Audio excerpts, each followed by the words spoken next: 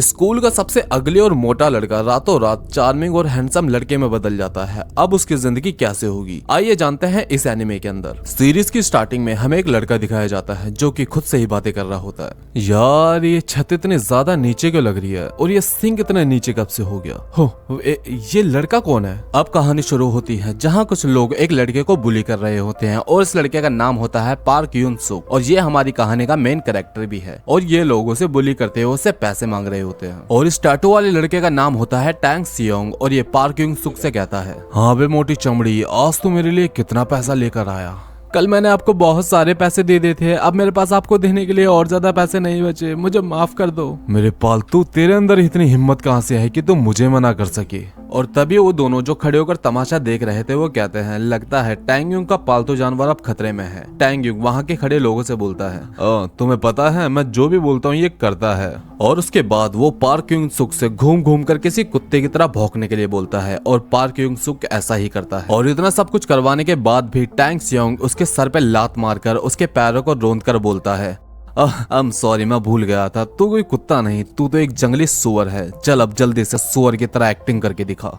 और बेचारा पार्क यून सुक इतना ज्यादा डरा हुआ था कि अपनी सेल्फ रिस्पेक्ट की परवाह किए बिना ही जमीन पर घूम घूम कर किसी सुअर की तरह आवाजें निकालने लगा। तभी ग्रुप की एक लड़की कहती है, ओए जंगली सुअर, क्या तू मेरे स्कर्ट में झांकने की कोशिश कर रहा है। लेकिन पार्क यून सुक का ऐसा कोई इरादा नहीं था। और फिर टैंग सियोंग उसे उसके बालों से उठाकर चेहरे पर बेरहमी से मुक्के मारने लगा और फिर उसे पीछे टॉयलेट की सीट के बीच में फेंक दिया और कहता है, सुन बे, तेरा इस दुनिया में कोई काम नहीं, जब तक तू मर नहीं जाता यूं ही रोज पिटता रहेगा।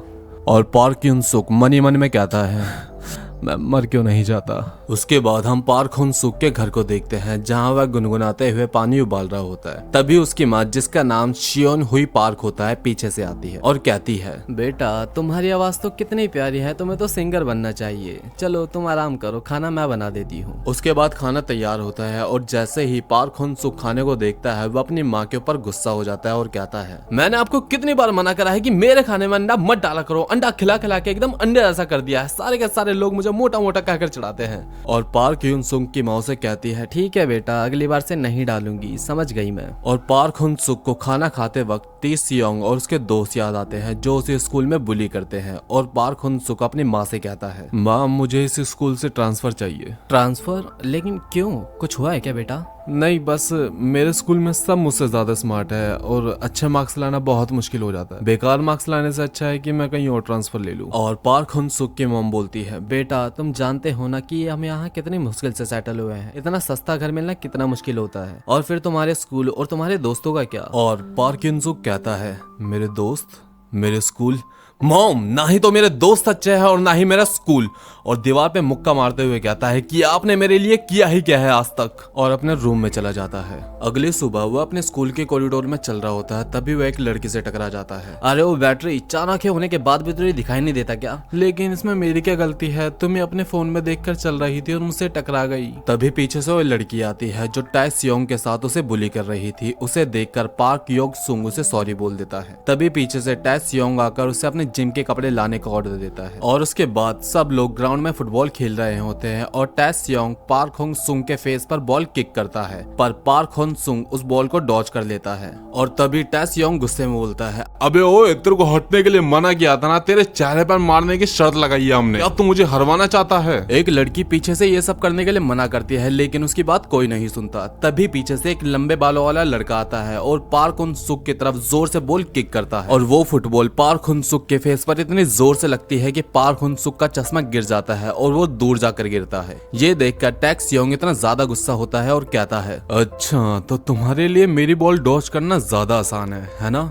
तुमने पूरे स्कूल में मेरी बेइज्जती करवा दी। पार्क हुन सुक कुछ बोल पाता उससे पहले ही टैंग सियोंग उसके पेट में एक जोर से मुक्का मार देता है, जिससे कि पार्क हुन सुक जमीन पर गिर के तड़पने लगता है। फिर भी टैंग सियोंग पार्क हुन सुक को गिरबान से उठाकर उसके फेस पर मुक्के मारने लगता है। अबे भाई कितना हराम इंसान है यार। और तभी पीछे से पार्क हुन सुक की मॉम चिल्लाते हुए आती है, छोड़ दे मेरे बेटे को, बदमाश लड़के, छोड़ दे उसे। और ये कहते हुए टैंग सियोंग को मारने लगती है। ये देखकर सभी लोग पार्क का मजाक बनाने लगते हैं। अबे भाई कितना बच्चा इंसान है, अपनी मम्मी को बुला लिया है। अबे यार पार्क तो बच्चा निकला, देख अपनी मम्मी को बुला लिया है। ये सुनकर पार्क हुन-सुक को बहुत एम्बैरेसिंग फील होता है और अपनी मॉम से चिल्लाते हुए कहता है, बस कीजिए मॉम, मेरी बेइज्जती मत करवाइए, और टैक्स योंग को सॉरी बोलता है। उसके बाद सीन पार्क के घर की तरफ शिफ्ट होता है और पार्क हुन-सुक की मॉम उसे पास बैठाकर बात करती है। पार्क कहता है, मॉम मैं आपसे कहना चाहता हूँ कि हाँ बेटा मैं समझ गई, तुम अपने ट्रांसफ़र की बात कहना चाहते हो।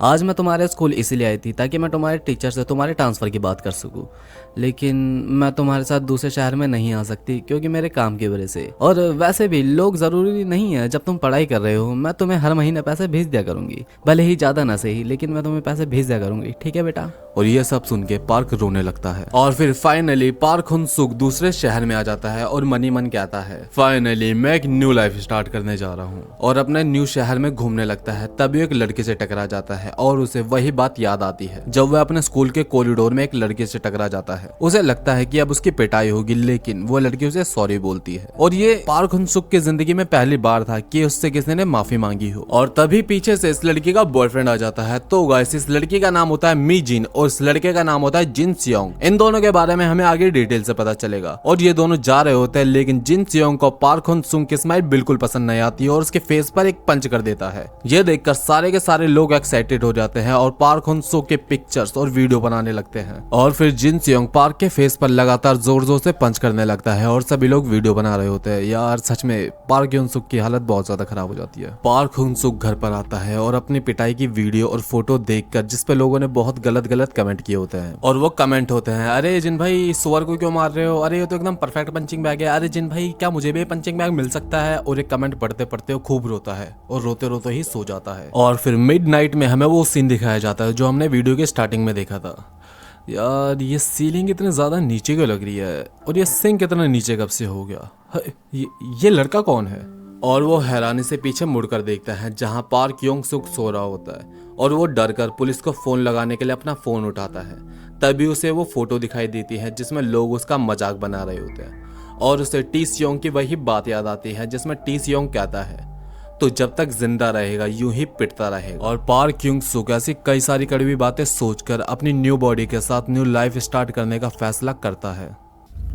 उसके बाद पहली बार पार्क युंग-सुक अपनी न्यू बॉडी के साथ स्कूल में जाता है और टीचर उसे इंट्रोड्यूस करवाता है। तो बच्चों ये है पार्क युंग-सुक, ये स्कूल में न्यू है और इसे कोई भी परेशान मत करना, ठीक है। जाओ पार्क, जहाँ सीट मिले वहाँ बैठ जाओ। और सारी लड़कियां तो भाई अपने पार्क भैया की फैन बन जाती है और सारी के सारी एक दूसरे से बात करने लगती है, यार कितना हॉट है, काश ये मेरा बीएफ होता, और सारी की सारी पार्क को ही देखने लगती है। लेकिन पार्क युंग-सुक को इन सबसे कोई मतलब नहीं आता। उसे तो एक पुराना सीन याद आता है जहाँ वह स्कूल में जाता है और किसी के पास बैठता है, लेकिन पार्क युंग-सुक उसकी तरफ देखता है और वो लड़का से बोलता है कि अगर तुमने मुझसे बात करने की कोशिश करी तो मैं तुम्हारी जान ले लूंगा। और तभी वो अपने बगल में देखता है और वहाँ उसे वही लड़का बैठा दिखता है जिसने सड़क पर पार्क युंग-सुक की पिटाई की थी। और फिर वो अपने सामने देखता है और उसे वही लड़की दिखाई देती है जिससे वो सड़क पर टकराया था। और पार्क युंग-सुक मनी मन बोलता है, अबे यार कहाँ फंस गया, अब तो नहीं बचने का भाई मैं। और तभी एक लड़की तैयार वैयार होके मस्त लिपस्टिक वगैरह लगा के पार्क के पास आती है। हेलो पार्क, मेरा नाम हैनुल है, तुमसे मिलके अच्छा लगा। तभी पीछे से कुछ लड़कियां बोलती है, अब क्या है इसको जब भी कोई हैंडसम लड़का देखते चेप हो जाते, कोई काम वाम नहीं क्या इसको दूसरा। और तभी जिन सियोंग बोलता है, हैनुल जाके अपनी सीट पे बैठ जाओ, फ्लर्टबाजी बंद करो। और ये पागल लड़की पार्क युंग-सुक के पास ही बैठ जाती। और जिन सियोंग मनी मन कहता है, अरे यार ये सारी के सारे लड़के एक जैसी होती है, एक मिनट कहीं मेरी मीचिन भी तो ऐसी नहीं है। और मीचिन भी भाई पार्क युंग-सुक की तरफ ही देख रही होती है। और ये देखकर जिन सियोंग का चेहरा तो भाई बड़ा गंदा बन जाता है। और फिर पार्क युंग-सुक कैंटीन में एंट्री करता है और सभी का ध्यान पार्क के ही तरफ होता है, सभी पार्क की ही बातें कर रहे होते हैं। तभी अचानक से हैनुल आती है। हाँ भाई वही पागल लड़की जो कुछ टाइम पहले पार्क से मिली थी, और ये उसे बताती है कि यहाँ सभी के अलग अलग ग्रुप है, ये फिजिकल एजुकेशन वाले हैं, वो डांस वाले हैं, और वो है स्टैटिक के 14। और हैनुल पार्क युंग-सुक से पूछते हैं कि पार्क तूने आर्ट्स को चूज करी। और तभी हमें एक पास्ट का सीन दिखाया जाता है जिसमें पार्क युंग-सुक की टीचर पार्क की मॉम से बोलती है, जहाँ हम स्टूडेंट्स को जॉब्स के लिए तैयार करते हैं और पार्क के नंबर बहुत ज्यादा कम है, इसलिए हम इसे कोई अच्छा सब्जेक्ट नहीं दे सकते, लेकिन पार्क की अटेंडेंस काफी सही है इसलिए हम उसे आर्ट्स दे सकते हैं। लेकिन पार्क हैनुल से झूठ बोलता है और कहता है, मैंने आर्ट्स इसलिए ली क्योंकि मुझे हिस्ट्री पसंद है। ये सुन के हैनुल खुशी में बोलती है, मुझे भी हिस्ट्री बहुत ज्यादा पसंद है, अब तो हमारी खूब जमेगी। और फिर पार्क क्लास में बैठे बैठे कल की बात याद करता है जिसमें अपनी न्यू बॉडी के साथ पार्क में चलने की प्रैक्टिस कर रहा होता है। और वहाँ आई हुई एक फैमिली सोचती है शायद पार्क एक मॉडल है जो कि रैंप वॉक की प्रैक्टिस कर रहा है, लेकिन तभी पार्क अपनी न्यू बॉडी में होने की वजह से लड़खड़ाकर गिरने वाला होता है। तभी वो टाइगर श्रॉफ की तरह स्टाइल मार के जंप करके खड़ा हो जाता है। और अब वो देखता है कि उसकी बॉडी बहुत ज्यादा हल्की हो गई और और इस हल्की बॉडी के साथ वो रनिंग करने लगता है, लेकिन उसको रनिंग में इतना ज्यादा मजा आने लगता है कि वो शाम तक रनिंग ही करता रहता है और ऐसा करने से वो बहुत ज्यादा थक जाता है और क्लास में ही सो जाता है। और अब उसकी आंखें पुरानी वाली बॉडी में खुलती है और हैंडसम वाली बॉडी तो क्लास में ही सो रखी होती है। अब पार्क काफी लंबे समय से सो रहा होता है, इसलिए वो सो नहीं पाता और बहुत ज्यादा परेशान होता है। और तभी हैनुल आती है और हैंडसम वाले पार्क को जगा देती है। यह देखकर पार्क बहुत ज्यादा खुश होता है। और तभी हमें दिखाया जाता है पार्क यूनसुक एक स्टोर में जॉब का पोस्टर देखता है और अंदर जाकर पूछता है क्या अभी यहाँ वैकेंसी है? और पार्क को देखकर स्टोर का मालिक बहुत ज्यादा खुश हो जाता है और मनी मन बोलता है इतना हैंडसम लड़का रखने से सारी लड़कियां यहीं आएगी, मेरे सेल्स बढ़ जाएगी और मैं बहुत जल्दी अमीर हो जाऊंगा। और स्टोर ओनर बोलता है तुम आज से ज्वाइन करोगे, कल से तुम्हें जितनी सैलरी चाहिए मैं दूंगा, तुम बस ज्वाइन कर लो।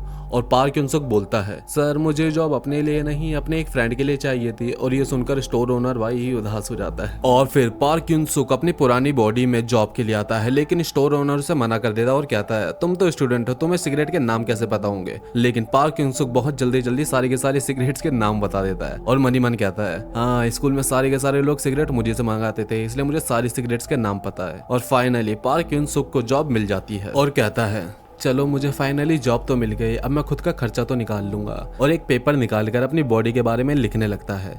चलो देखते हैं, मेरी एक बॉडी जागती है तो दूसरी सो जाती है, दूसरी जागती है तो पहले सो जाती है और एक बॉडी अपना आप नहीं जागती, उसे जगाना पड़ता है। और तभी पार्क की क्लास के कुछ स्टूडेंट आ जाते हैं और सिगरेट मांगने लगते हैं, लेकिन पार्क उन सुकून से उनके आईडी मांगता है और वो आईडी दिखाते हैं, लेकिन वो आईडी किसी और की लग रही होती है। और पार्क बोलता है सर ये आप नहीं लग रहे, ये कोई और है। और वो बोलता है अरे मैं ही हूँ, बस थोड़ा सा मोटा हो गया तेरी तरह। और पार्क बोलता है सॉरी सर, अगर मैंने आपको कुछ सामान दिया तो ओनर मुझे जॉब से निकाल देगा। और तभी पीछे से जिन सियोंग आता है और बोलता है अरे यार अगर यहाँ सामान नहीं मिल रहा तो कहीं और से ले लो। और तभी जिन सियोंग का ध्यान पार्क उन सुंग पर जाता है और वो स्टोर में जाकर बहुत सारा सामान ले आता है और बोलता है इसका बिल पे कर और मैं तुझे छोड़ दूंगा। लेकिन पार्क ऐसा करने से मना कर देता है और जिन सियोंग को बहुत ज्यादा गुस्सा आता है और वो पार्क उनसुक को मारने लगता है और बहुत ज्यादा मारता है और उसकी नेकेड पिक्चर भी ले लेता है। पार्क उनसुक रो रहा होता है, तभी उसकी मॉम का कॉल आता है, लेकिन पार्क उनसुक ये बोलकर फोन रख देता है कि मैं बहुत बिजी हूँ। और तभी हमें पार्क की मॉम दिखाई देती है जो रात को काम कर रही होती है और एक आदमी उनसे पूछता है कि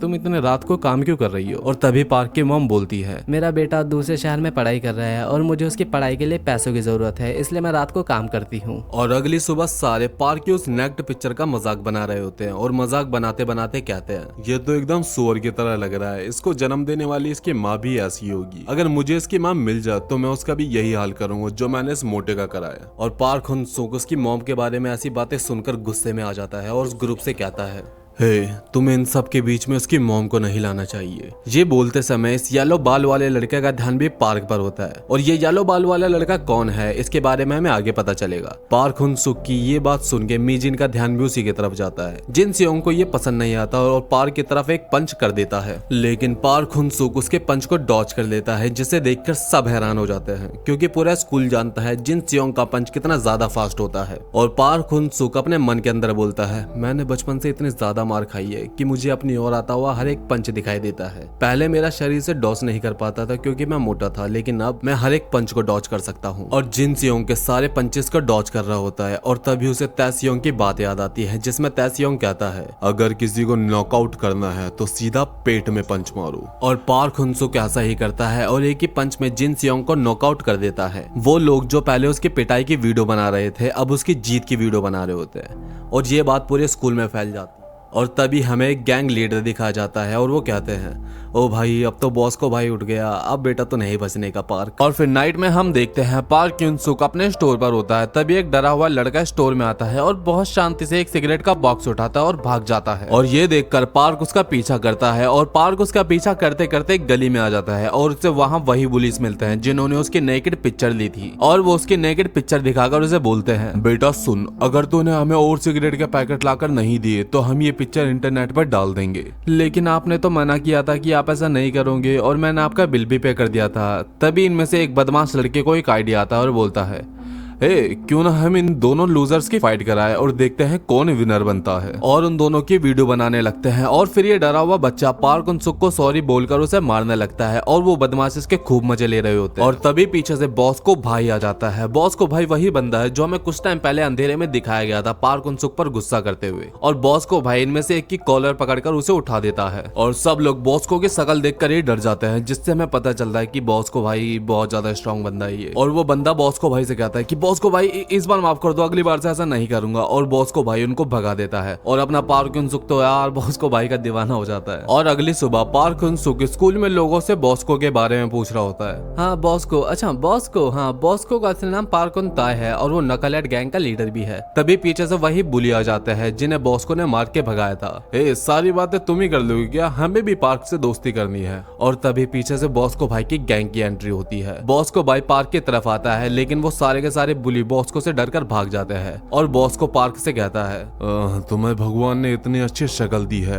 लेकिन तुम इतने गंदे काम क्यों करते हो। और मैं आपको क्लियर कर दूं, बॉस्को को ऐसा इसलिए लग रहा होता है क्योंकि पार्क उन-सुक भी बुलीज के साथ था और बॉस्को को लगता है कि पार्क उन-सुक भी एक बुली है। और बॉस्को भाई पार्क उन-सुक के कंधे को बहुत जोर से ग्रैब कर लेता है जिससे पार्क उन-सुक को बहुत ज्यादा दर्द हो रहा होता है। और क्लास के सारे बच्चे बोल रहे होते हैं कि अब नहीं बचने का ये पार्क उन-सुक, बॉस्को की पकड़ बहुत ज्यादा मजबूत है, उसकी पकड़ से कैसे निकलेगा अब ये। और पार्क उन-सुक को गुस्सा आ जाता है और ये बोलकर बॉस्को का हाथ हटाने लगता है। मुझे लगता था मैं तुम्हें जानता हूँ लेकिन तुम वैसे बिल्कुल नहीं हो जिससे मैं जानता हूँ। और बॉस्को का हाथ हटा देता है जो सच मायने में पूरी स्कूल को हैरान कर देने वाला था। तभी बॉस्को का एक लड़का आता है और लड़ाई को आगे बढ़ने से रोक देता है। और बॉस्को की गैंग का एक लड़का बोलता है कि तूने क्यों रोका, बॉस्को आज उसे धूल चटा देता। अगर बेटा मैं नहीं रोकता तो आज बॉस को धूल चाट रहा होता। और हम बॉस्को के हाथ पर देखते हैं जिसपे पार्क उन-सुक के पकड़ का निशान होता है। पार्क उन-सुक को इतना ज्यादा स्ट्रॉन्ग देखकर बुलीज उससे दोस्ती करने के लिए बोलते हैं और अपना पार्क उन-सुक होता है भाई एकदम भोला बच्चा जिसे कभी किसी ने दोस्ती के लिए नहीं बोला था। और दोस्ती का ऑफर सुन के वो खुश हो जाता है और हाँ कर देता है। और वो सारे पार्क को अपनी नाइट पार्टी पर बुलाते हैं जिसमें पार्क हाँ कर देता है और वो वहाँ जाता है और देखता है सब स्मोक कर रहे होते हैं, ड्रिंक कर रहे होते हैं और यहाँ वहाँ की बातें कर रहे होते हैं। फिर जिन सियोंग आता है और पार्क को देखकर गुस्सा करता है और कहता है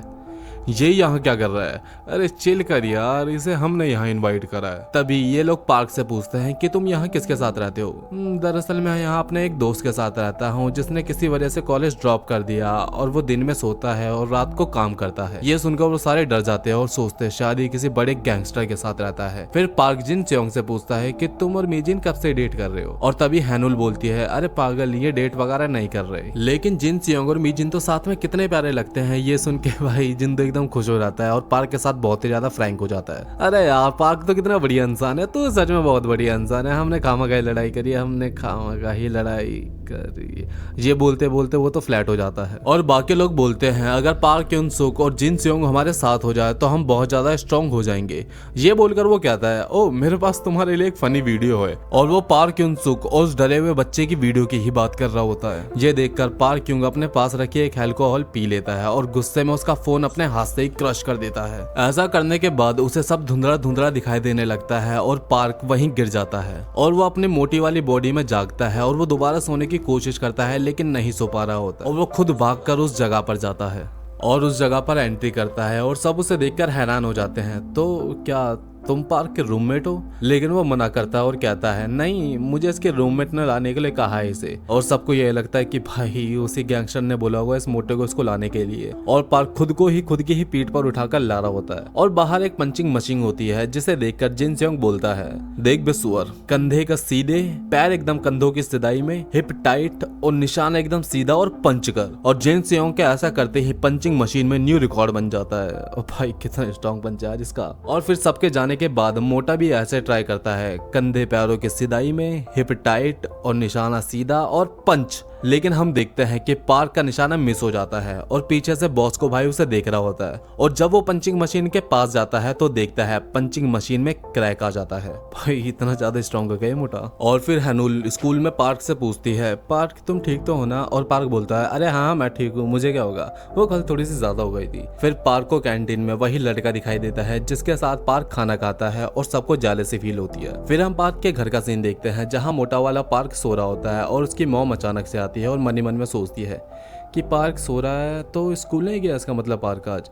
और फिर पीछे से हैंडसम वाला पार्क आता है और गलती से उसकी मॉम को मॉम बोल देता है और पार्क युनसुक की मॉम हैरानी में सोचती है आखिर ये कौन है? क्योंकि उन्हें नहीं पता होता ये उन्हीं का बेटा है जो कि हैंडसम बन चुका है। ओह सॉरी, आप पार्क की मॉम लगती है। पार्क अक्सर आपकी बातें किया करता था। ओह अच्छा, लेकिन बेटा तुम कौन हो? मैं पार्क का दोस्त हूँ। और ये सुनकर वो पार्क को जगाने के लिए जाते हैं, लेकिन हैंडसम वाला पार्क उन्हें मना कर देता है। रहने दो आंटी, दरअसल वो नाइट की शिफ्ट करता है और सुबह के टाइम सोता है। और ये सुनकर पार्क की मॉम अपने मन में सोचती है ओ अच्छा, तो मेरा बेटा इतना बड़ा हो गया कि अब जॉब करने लगा है। और ये सोचकर बहुत ज्यादा प्राउड फील करती है। और पार्क कहता है हाँ आंटी, हम दोनों एक साथ रहते हैं, इससे हमारा रेंट भी हाफ हाफ हो जाता है। और पार्क की मॉम पार्क युनसुक से बोलती है क्या बेटा हम कहीं बाहर चल सकते हैं? मुझे तुम्हें इससे जानने का थोड़ा मौका भी मिल जाएगा। और फिर वो दोनों एक कैफे में आते हैं जहाँ वही लड़का काम कर रहा होता है जिसने बॉस को और पार्क की लड़ाई बीच में रोकी थी। और पार्क की मॉम कहती है क्या तुम अक्सर इस जगहों पे आते रहते हो? नहीं, मैं बस कभी कभार ही आता हूँ क्योंकि यहाँ के प्राइस काफी रीजनेबल है। और पार्क की मॉम वहाँ के प्राइस देखती है जो कि थोड़ी बहुत हाई होते हैं और कहती है एक कॉफी के हिसाब से कुछ ज्यादा हाई प्राइस नहीं है। आप टेंशन मत लीजिए, बिल मैं पे करूंगा। और वो फिर कॉफी पीते हैं। वाओ, ये कॉफी तो सच में बहुत टेस्टी है। मैंने तो हमेशा घर की कॉफी पी है। ओह सॉरी, बातों बातों में मैं तो तुमसे तुम्हारा नाम पूछना ही भूल गई। तुम्हारा नाम क्या है? मेरा नाम भी पार्क युनसुक है। ओह सच में? पार्क ने मुझे कभी तुम्हारे बारे में बताया नहीं कि उसका इतना अच्छा दोस्त भी है। क्या तुम जानते हो मेरे पार्क की आवाज बहुत ज्यादा अच्छी है। मैं हमेशा उसे सिंगर बनने के लिए कहती हूँ। और तभी पीछे से बॉस को भाई आ जाते हैं और वहाँ बैठ जाते हैं। पार्क की मॉम कहती है उसके पहले वाले स्कूल में सब लोग उसे बहुत ज्यादा बुली करते थे। मैं अपने काम में बिजी रहती थी और कभी ध्यान नहीं दिया।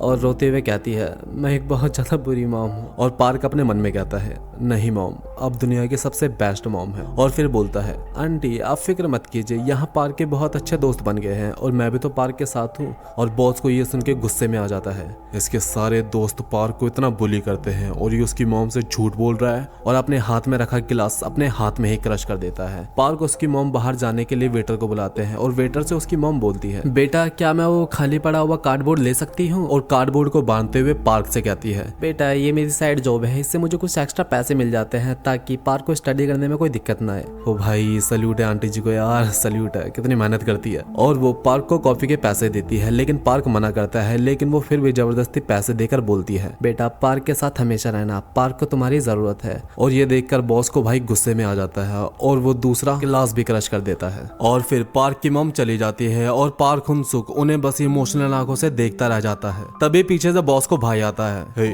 साइड में आ, तुझसे कुछ हिसाब क्लियर करना है। और दोनों एक खाली जगह में आमने सामने खड़े होते हैं और बॉस को भाई कहता है चल अब अपना ब्लेजर उतार।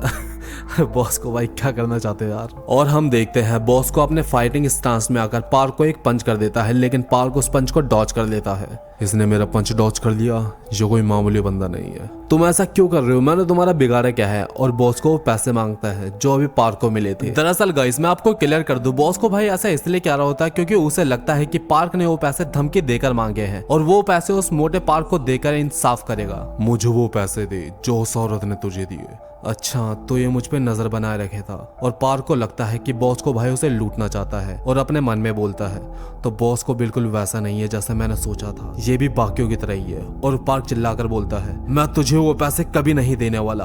और तभी दोनों में लड़ाई शुरू हो जाती है। बॉस को भाई पार्क के पैर पर मारता है लेकिन पार्क जंप करके उससे बच जाता है। बॉस को उसके चेस्ट पर किक करने की कोशिश करता है लेकिन पार्क बैक फ्लिक मार के उससे भी बच जाता है। तभी पार्क को तय सियोंग की बात याद आती है, सीधा पेट में पंच मारो और बंदा नॉकआउट। पार्क बॉस को के पेट में पंच मारता है लेकिन हम देखते हैं बॉस को अपनी नी लगाकर उस पंच से बच जाता है। और पार्क सोचता है यार अब भला मुझे क्या करना पड़ेगा इस बॉस को घुराने के लिए, इससे ज्यादा मैं क्या कर सकता हूँ। और उसे जी सियोंग की सिखाई गई बात याद आती है, पैरों को शोल्डर के बराबर रखो, पैरों को ग्राउंड से जोड़ो, सीधा सामने टारगेट के और पंच करो। पार्क बॉस को भाई के सीधा फेस पे पंच करता है और हम देखते हैं बॉस को भाई उसे डॉज कर देता है। तभी हम देखते हैं बॉस को का टीममेट उसे ढूंढता हुआ आता है और वो देखता है वहाँ कोई खड़ा होता है और वो बंदा पार्क युनसुक होता है। तभी हमें एक फ्लैशबैक दिखाया जाता है, बॉस को ने पार्क का पंच तो डॉज कर लिया लेकिन पार्क तेजी से मूव करके अपनी एल्बो को बॉस के फेस पे मार देता है जिससे बॉस को वहीं नॉकआउट हो जाता है। और बॉस को कहता है पार्क बिन जो, तो हाँ गाइस इस बंदे का नाम पार्क बिन जो है से कहता है मैं हार गया। और पार्क बिन जो कहता है नहीं तुम नहीं हार सकते और ना ही हमारी बरनकल गैंग हार सकती है। तभी सीन शिफ्ट होता है पार्क के स्टोर की तरफ जहाँ बॉस को आता है और अपना सामान लेता है और पार्क से कहता है मुझे माफ कर दो, मैं तुम्हारे पैसे नहीं बचा पाया। तुम बहुत स्ट्रोंग हो, तुम्हें बस ट्रेनिंग की जरूरत है। और ये बोलकर चला जाता है और पार्क उनसे बहुत मोटिवेट हो जाता है और भाई अपना पुशअप वगैरह करने लगता है। तभी एक बहुत सुंदर और प्यारी सी लड़की आती है जो पार्क को देखकर स्माइल करती है और पार्क को एक एनर्जी ड्रिंक देती है और ऑल द बेस्ट बोलकर चले जाती है। तभी हमें एक लग्जरी बिल्डिंग दिखाई जाती है और इस बिल्डिंग के अंदर हमें येलो बाल वाला जे होंग दिखाया जाता है।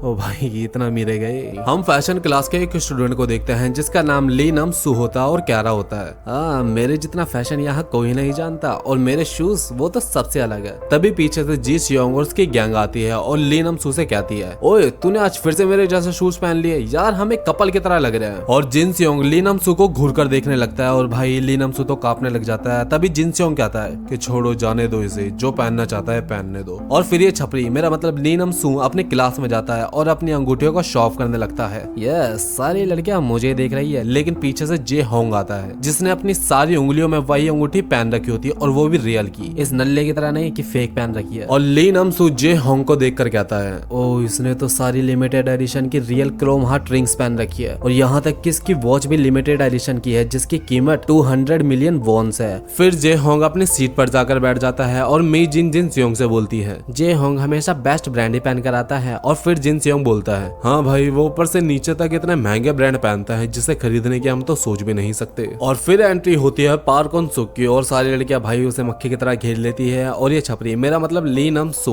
उसे देखकर जेलस होता है और कहता है, पार्क का बस फेस ही अच्छा है, तुमने कभी देखा है वो हमेशा एक ही शूज वियर करता है और उसका बैग भी कितना डर्टी हो रखा है, शायद वो सच में बहुत ज्यादा गरीब है। और ली नम सू की ये बात जे होंग सुन लेता है और भाई अब देखना कि जे होंग बंदा क्या करता है, ये सच में इंटरेस्टिंग होने वाला है। और फिर हमें बॉस को भाई की गैंग दिखाई जाती है जो पार्क बिन जो से पूछ रहे होते हैं, क्या सच में बॉस को भाई हार गए, क्या वो इसीलिए स्कूल नहीं आ रहे। तभी बॉस को भाई का मैसेज आता है, मेरे फोन की स्क्रीन टूट गई है और टूटी हुई स्क्रीन से टाइप करते समय मेरे हाथों से खून निकल रहा है। और तभी तो बॉस को भाई कुछ अजीब अजीब से मैसेज कर रहे होते हैं जो पार्क बिन जो को समझ नहीं आ रहे होते। और तभी सारे लोग उससे पूछते हैं कि बताओ बताओ हमें बॉस को भाई क्या मैसेज कर रहे हैं, हमें भी बताओ। और भाई इस बंदे को खुद नहीं समझ नहीं आ रहे होते कि क्या मैसेज करता है बॉस को भाई। और तभी ये सीरियस फेस बना के बोलता है कि अभी तक इस न्यू स्टूडेंट ने किसी को इस बारे में नहीं बताया, शायद उसके माइंड में कुछ चल रहा है, तो बस मेरा इंतजार करो और कुछ बड़े होने का वेट करो। और सारे के सारे लोग भाई हैरान हो जाते हैं।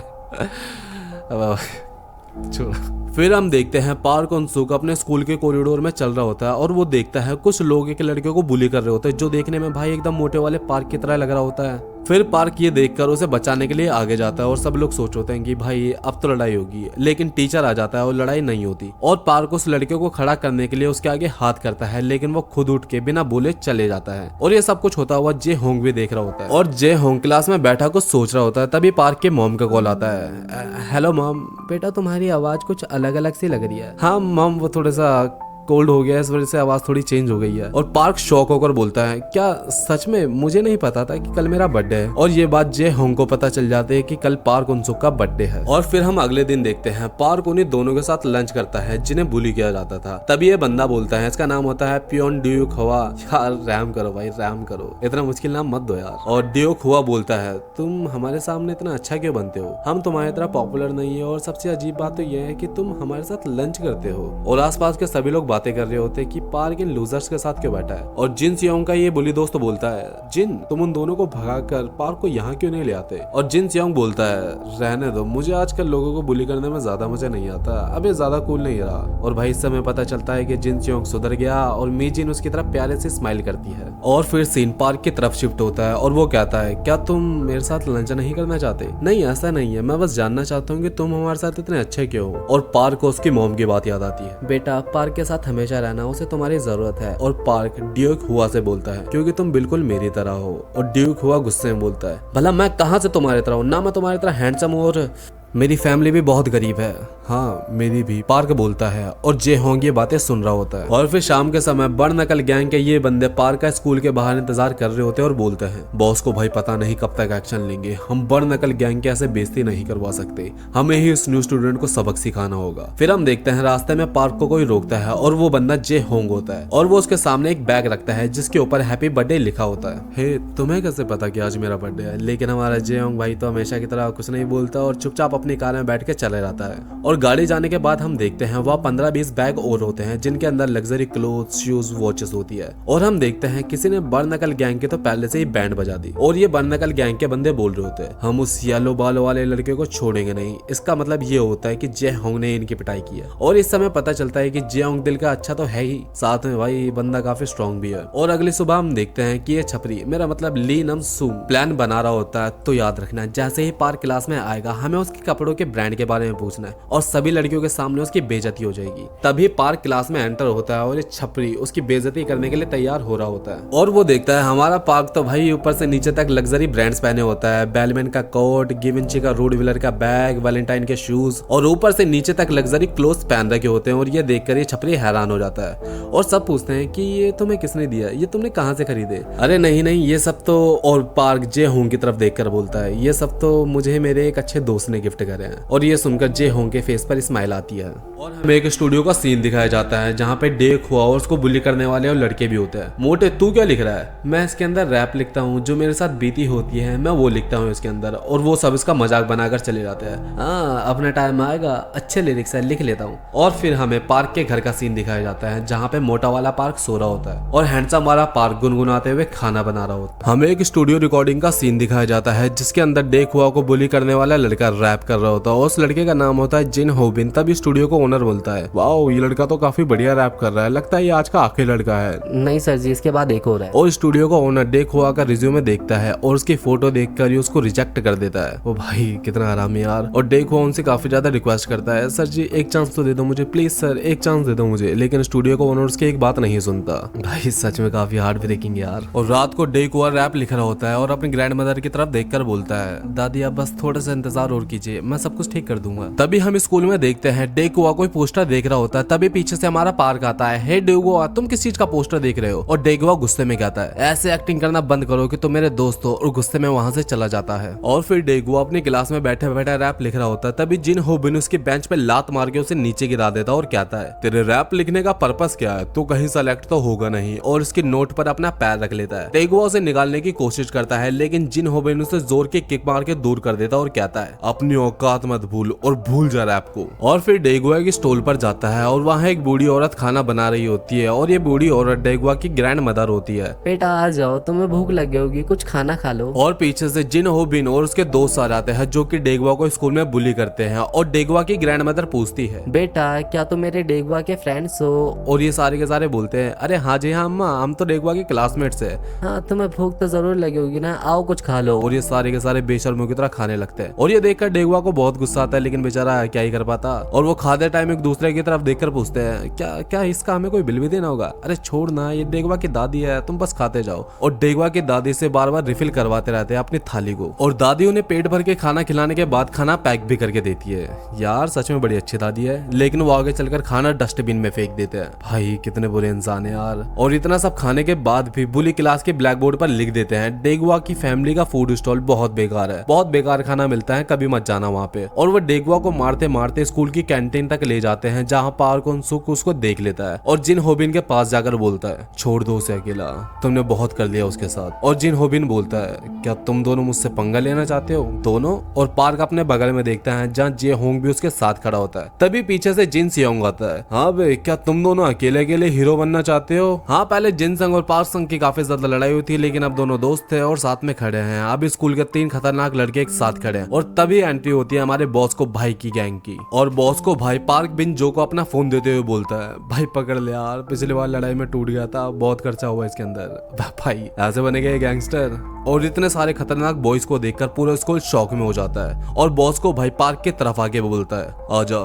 शुरू करते हैं लड़ाई। और अब ये लड़ाई 4 वर्सेस 3 की हो गई। ये देखकर जिन होबिन डर जाता है और अपने पास रखे टेबल पे किक करके बोलता है बेटा वो तो आज मुझे जरूरी काम आ गया, अगली बार देख लूंगा तुम सबको। और वहां से चला जाता है। फिर बॉस को भाई पार्क से पूछता है तुम इस लड़के को बचाना क्यों चाहते हो?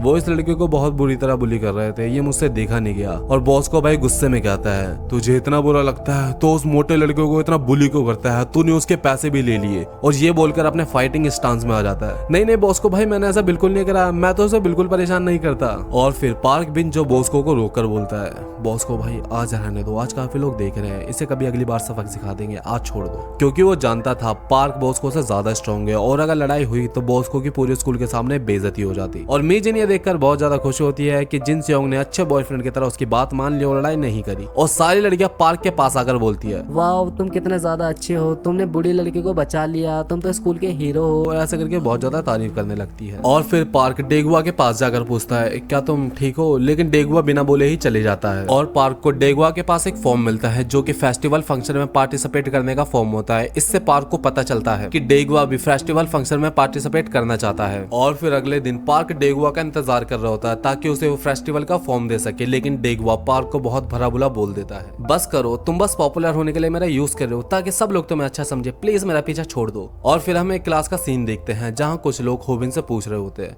क्या इस बार के फेस्टिवल फंक्शन में तुम भी पार्टिसिपेट करोगे होबिन? अरे हाँ हाँ, मैं भी पार्टिसिपेट करूंगा और वहाँ रिकॉर्ड लेबर का ओनर भी आएगा, तुम देखना है, इस बार का विनर तो मैं ही बनूंगा। और फिर वो डेगुआ को रैप लिखते हुए देखता है और बहुत गुस्सा होता है और फिर उसे स्कूल के पीछे लेकर जाकर बहुत मारता है। प्लीज होबिन, मुझे मेरी डायरी वापस कर दो। लेकिन होबिन उसकी रैप डायरी उसकी आंखों के सामने फाड़ देता है। मोटे, अपनी औकात मत भूल, तू हमारा मुकाबला कभी नहीं कर सकता। और वो डेगुआ को डिमोटिवेट करके वहां से चले जाते हैं। और फिर क्लास में एक लड़की पार्क से पूछती है, हंस तुम आज रात को क्या कर रहे हो? ओ, मुझे वोकल क्लास के स्टूडेंट से लड़ाई करने के लिए पनिशमेंट मिली है, मुझे पूरी क्लास की सफाई करनी होगी। और तभी पार्क की नजर उस पोस्टर पर जाती है जो कि डेगुआ भी देख रहा होता है। ये पोस्टर किस चीज का है? ये फेस्टिवल फंक्शन का पोस्टर है। तभी ये लड़की बोलती है, हे हुनसुक, तुम्हें भी इसमें हिस्सा लेना चाहिए, तुम पक्का फर्स्ट प्राइज लेकर आओगे। और फिर पार्क को यही बात बार बार याद आने लगती है, तुम्हें भी इसमें हिस्सा लेना चाहिए, तुम पक्का फर्स्ट प्राइज लेकर आओगे। और पार्क सोचता है, मेरी पहले वाली बॉडी में मुझे कोई नहीं सुनना चाहता था, चाहे मैं कितने भी अच्छा गाता हूँ। और डेगुआ को याद करता है और कहता है, जब भी मैं दुखी होता था मैं गाना गाता था। और फिर गाना गाने लगता है। और डेगुआ जिसने अपनी सारी उम्मीदें छोड़ दी थी अपने रैप डायरी के फटे हुए पन्ने उठाने लगता है। तभी उसे एक सॉन्ग सुनाई दे रहा होता है जो कि पार्क हुनसुक गा रहा होता है। और भाई कसम से बहुत प्यारा गाना गा रहा होता है। ये सुनकर डेगुआ सोचता है कि ये इतनी प्यारी आवाज किसकी है, ये गाना कौन गा रहा है? और उस आवाज का पीछा करने लगता है। तभी वो पीछा करते करते पार्क हुनसुक की क्लास में एंटर करता है और ये देखता है कि ये गाना और कोई नहीं, पार्क हुनसुक गा रहा होता है। हाँ भाई, वही बंदा जो उससे इतने टाइम से दोस्ती करना चाह रहा होता है। और डेगुआ रोते रोते अपनी गलती मानता है और कहता है, क्या तुम मेरे साथ फेस्टिवल फंक्शन में पार्टिसिपेट करना चाहोगे? तो गाइस आगे चल के सीरीज और भी ज्यादा मजेदार होने वाली है। और वो फिर शाम को डेगुआ के घर प्रैक्टिस करने के लिए जाते हैं। लेकिन हम देखते हैं डेगुआ का घर बहुत ज्यादा गंदा हो रखा था और चीजें यहाँ वहाँ पड़ी होती है। यार मैं पहली बार किसी को अपने घर लाया हूँ और घर कितना गंदा हो रखा है। रहने दो यार, मेरा घर तो इससे भी ज्यादा गंदा रहता है। हम प्रैक्टिस के लिए आए हैं तो प्रैक्टिस पे ध्यान देते हैं। और फिर दोनों म्यूजिक बनाते हैं, कंपोज करते हैं और काफी ज्यादा टाइम हो जाता है। फिर पार्क बोलता है, सॉरी डेगुआ, मैं ज्यादा नहीं रुक सकता, मुझे जॉब के लिए भी जाना होता है। और डेगुआ सोचता है, भाई कितना मेहनती बंदा है ये पार्क, स्कूल भी आता है, जॉब भी करता है और काफी ज्यादा टैलेंटेड भी है। और फिर रास्ते में डेगुआ की दादी का स्टॉल आता है और दादी बोलती है, क्या तुम मेरे डेगुआ के दोस्त हो? और पार्क बोलता है, यस मैम। और डेगुआ की दादी पार्क से बोलती है, तो बेटा तुम्हें भूख तो जरूर लगी होगी, आओ कुछ खा लो। और डेगुआ को वही सीन याद आता है जब जिन होबिन और उसके दोस्त स्टॉल पर आए थे और काफी सारा खाना खा के चले गए और पैसे भी नहीं दिए। इतना सब कुछ करने के बाद भी उन्होंने खाने की पूरे स्कूल में बेइज्जती की थी। लेकिन दादी के पूछने पर पार्क बोलता है, नहीं दादी जी, मेरा पेट भरा हुआ है, नेक्स्ट टाइम मैं पक्का खा के जाऊंगा। और ये सुनकर डेगुआ सोचता है, यार पार्क तो सच में बढ़िया बंदा है, काफी अच्छा इंसान है यार ये पार्क। फिर हमें स्टूडियो का सीन दिखाया जाता है जहाँ स्टूडियो का ओनर बोल रहा होता है, इस लिरिक्स को लिखने के लिए मैंने लिरिकिस्ट को मोटा पैसा दिया है, अगर ये फेस्टिवल फंक्शन में अच्छा परफॉर्म करती है तो इसे मैं तुम्हारे डेब्यूट सॉन्ग में यूज करूंगा। और ये सुनकर दोनों उसका शुक्रिया करते हैं और सर झुकाते हैं अपना। फिर स्टूडियो ओनर बोलता है, मेरे साथ रहोगे तो तुम्हें इज्जत, दौलत, शोहरत सब मिलेगी जो तुम चाहते हो। और ये सुनकर जिन होबिन एक एटीट्यूड वाली स्माइल करता है। फिर हम स्कूल का सीन देखते हैं जहाँ डेगुआ लिरिक्स लिख कर लाता है और ये दोनों भाई उसके लिरिक्स पढ़ के पागल हो जाते हैं और कहते हैं कि भाई कितने बढ़िया लिरिक्स लिखे है, क्या तुमने सच्ची में एक रात में लिखे है? और ये सुनकर डेगुआ बोलता है कि अरे शुक्रिया शुक्रिया यार, मेरी इतनी तारीफ मत करो, और चलो अब गाने की शुरुआत करते हैं। और इनका गाना सुनकर तो इन भाई साहब के हाथों से इनकी चीज गिर जाती है और ये कहते हैं, वाह तुम दोनों ने तो कमाल कर दिया। और डेगुआ बोलता है, पार्क तुम्हारी आवाज तो सच्ची में कितनी अच्छी है। ओ थैंक यू डेगुआ। और फिर डेगुआ बोलता है, लेकिन सच बताऊं तुम्हें थोड़ी सी प्रैक्टिस की जरूरत है, तुम थोड़े से अच्छे से लिरिक्स याद करो और अपने वोकल कोर्स पे ध्यान दो। और ये तीनों घर जा रहे होते हैं तभी पार्क डेगुआ को बताता है कि उसके गले में थोड़ा दर्द हो रहा है। और डेगुआ बोलता है, अरे भाई थोड़ा आराम करो यार, इतने कष्ट मत दो अपने वोकल कोर्स को, हमें फेस्टिवल फंक्शन में भी गाना है। और फिर पार्क घर जाकर सोचता है कि मैं भी तो डेगुआ की तरह ही हूँ, लेकिन डेगुआ तो मुझसे कहीं ज्यादा टैलेंटेड है, मैं तो बस अपनी मॉम से शिकायतें करता रहता था कि तुमने मेरे लिए किया क्या है, लेकिन डेगुआ सच्ची में कितना ज्यादा टैलेंटेड एक्साइटेड है और पार्क बोलता है कि मुझे डेकुआ के लिए कुछ तो करना होगा। और फिर पार्क अपने स्टोर पर होता है और पार्क स्टोर पर गाना गाने की सोचता है, लेकिन वो देखता है कि उसका गला बिल्कुल नहीं दर्द कर रहा और वो सोचता है कि मैं अपनी बॉडी स्विच करके जितनी मर्जी प्रैक्टिस कर सकता हूँ अब। और फिर पार्क प्रैक्टिस करने लगता है। तभी वो प्यारे से लड़की आती है और कहती है, क्या आज तुम अपनी वॉइस का वर्कआउट कर रहे हो बॉडी की जगह? अरे नहीं नहीं, और उसे एक वॉइस का सिरप देकर अच्छे से प्रैक्टिस करना बोलकर चले जाती है। फिर हम स्कूल का सीन देखते हैं जहाँ ये लोग प्रैक्टिस कर रहे होते हैं। डेकुआ बोलता है, मैंने तुम्हें मना करा था ना।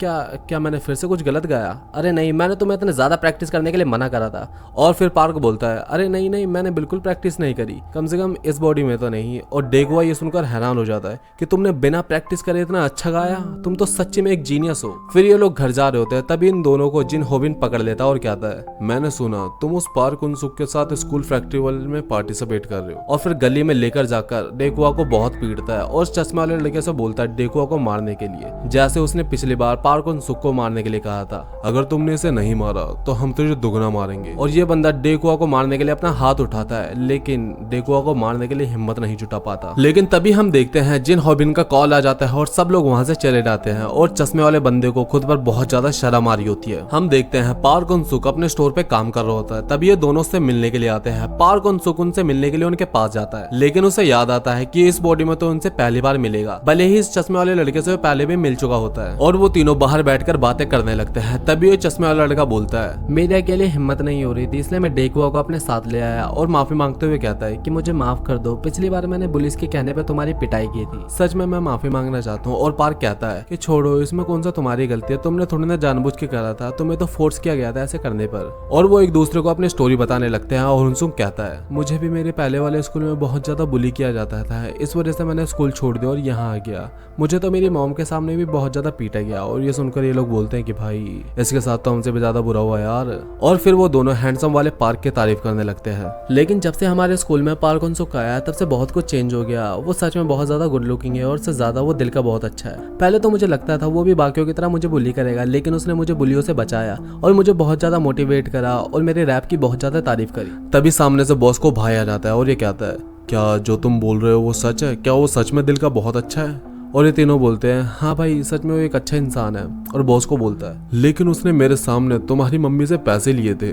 और पार्क को अब जाके पता चलता है कि उस दिन बॉस को ने उससे इतने ज्यादा फाइट क्यों करी। अरे नहीं नहीं, मॉम ने तो उसे बस कॉफी के पैसे दिए थे बॉस को भाई। और बॉस को भाई को अब जाके रियलाइज होता है कि भाई वो कितनी बड़ी गलतफहमी में था। और बॉस को वहां से ये बोलकर चले जाता है कि तुम्हें अगर ट्रेनिंग की जरूरत हो तो मुझे बता देना। और वो फिर स्कूल में अपने गाने के प्रैक्टिस कर रहे होते हैं और भाई सच में बहुत बढ़िया प्रैक्टिस कर रहे होते हैं। काश मैं गाना अपलोड कर सकता, सच में बहुत बढ़िया गाना गाया था। और वहीं हम स्टूडियो का सीन देखते हैं जहां होबिन बता रहा होता है कि हमारा परफॉर्मेंस सेकंड लास्ट है और फर्स्ट है डेकुआ का। तो अब फाइनली फेस्टिवल फंक्शन का दिन आ जाता है जिसके लिए पार्क और डेकुआ इतने टाइम से प्रैक्टिस कर रहे होते हैं। तो आज के दिन होता है फेस्टिवल फंक्शन। तभी एक लग्जरी रेड कलर की कार आती है और हम देखते हैं उस कार के अंदर वही सुंदर लड़की होती है जो कि पार्क उनसुक के स्टोर पर आकर उसे कुछ ना कुछ देकर जाती है और सभी लोग उसे देखकर बातें कर रहे होते हैं। ओ भाई देख कितनी सुंदर लड़की है, ओ बहन देखना देख कितनी प्यारी लग रही है वो लड़की। और हम अंदर देखते हैं बहुत सारे स्टॉल लगे होते हैं और एक जगह पर हमारे जिन सेओंग भाई बॉक्सिंग कर रहा होता है, लेकिन वो बॉक्सिंग नहीं खाली डॉजिंग कर रहा होता है। और वो सुंदर लड़की वहां आ जाती है और जिन सेओंग के दोस्त आवाज लगा रहे होते हैं, 1 मिनट में 1 पंच मारो और 10,000 जीत जाओ, 1 मिनट में 1 पंच मारो और 10,000 जीत जाओ। तब ये छछुंदर लड़के उस लड़की से फ्लर्टिंग करने लगते हैं। हाँ मैडम जी आप ट्राई करना चाहोगे, बताओ ना बताओ। तभी उस लड़की का बॉडीगार्ड उन्हें डेड स्टेयर देता है और वो तो भाई कांपने लग जाते हैं फिर। और फिर हम पार्क और डेकुआ को देखते हैं और पार्क कह रहा होता है, अरे भाई ये तो बहुत बड़ा स्टेज है यार, मुझे तो लगा कि छोटा मोटा स्टेज होगा, लेकिन ये तो सच्ची में बहुत बड़ा है, अब तो मैं बहुत ज्यादा नर्वस हो रहा हूँ। और फिर डेकुआ पार्क को हिम्मत देते हुए कहता है, अरे पार्क भाई तुम टेंशन मत करो यार, तुमने बहुत ज्यादा प्रैक्टिस करी है, तुम तो पक्का झंडे गाड़ दोगे देखना।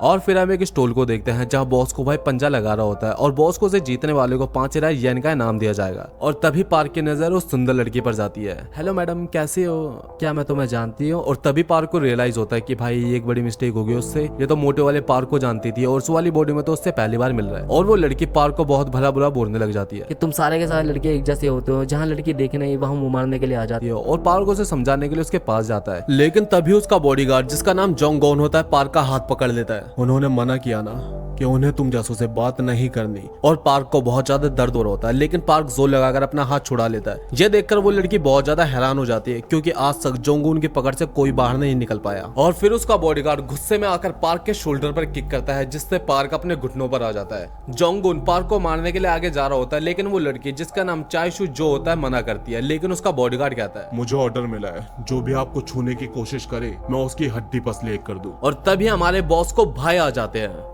हे बैटरी, और बॉस को उससे बोलता है मेरे दोस्त को परेशान मत करो। ये सुनते ही वो बॉस्को के फेस पर एक पंच कर देता है। बॉस्को की नाक से खून आ रहा होता है, लेकिन भाई बॉस्को अपनी जगह से नहीं हिलता। ये देखकर जोंगुन हैरान हो जाता है और बॉस्को उसे अपना चश्मा उतारने के लिए कहता है, और जोंगुन अपना चश्मा उतारते हुए कहता है ये स्कूल तो बहुत ज्यादा इंटरेस्टिंग है। और हम भाई इसकी आइज देखते हैं, भाई कितनी खतरनाक आइज है यार इसकी। और बॉस्को के इस एफर्ट्स को देखकर पार्क भी लड़ाई के लिए खड़ा हो जाता है। अब लड़ाई 1 वर्सेस 2 की हो जाती है। फाइट होने जा रही होती है, लेकिन लड़की अपने बॉडीगार्ड को खींचकर लेके चले जाती है और लड़ाई नहीं होती। और फिर हम बैक स्टेज देखते हैं जहां जे होंग उनके लिए बहुत ज्यादा फैशनेबल क्लोथ बनाकर लाया होता है और वो जय होंग का शुक्रिया कर रहे होते हैं। तभी पीछे से जिन होबिन आता है और कहता है हेलो लूजर्स, अब मैं तुम्हें दिखाता हूँ कि असली परफॉर्मेंस किसे कहते हैं, ध्यान से मुझे देखना। और स्टेज पर चला जाता है क्योंकि परफॉर्मेंस की बारी उसकी थी। और जिन होबिन बहुत बढ़िया और बहुत कॉन्फिडेंस के साथ अपनी परफॉर्मेंस देता है। सारे लोग उसे सुनते हैं और तालियां बजा रहे होते हैं। तभी पार्क होन सुंग नर्वस होकर बोलता है यार ये तो बहुत बढ़िया परफॉर्मेंस दे रहा है, मैं क्या करूंगा, मुझे बिल्कुल समझ भी नहीं आ रहा। और डेकुआ बोलता है बस उसे याद करो जिससे तुम सबसे ज्यादा प्यार करते हो, जिससे मैं सबसे ज्यादा प्यार करता हूँ। और फिर जिन होबिन अपनी शानदार परफॉर्मेंस देकर नीचे आता है और कहता है कि हमारी परफॉर्मेंस ने तो आग लगा दे बेटा, अब तुम्हारी परफॉर्मेंस की बारी है। और डेकुआ बोलता है हाँ हाँ देख लेना, हम भी इससे ज्यादा आग लगा देंगे। और ये देखकर जिन होबिन गुस्सा हो जाता है और कहता है कि भाई तू ज्यादा फ्रैंक नहीं होना मेरे साथ। और डेकुआ के पेट में एक पंच मार देता है। पार्क ये देखकर बहुत ज्यादा गुस्सा होता है, लेकिन डेकुआ उसे शांत करते हुए कहता है कि रहने दो,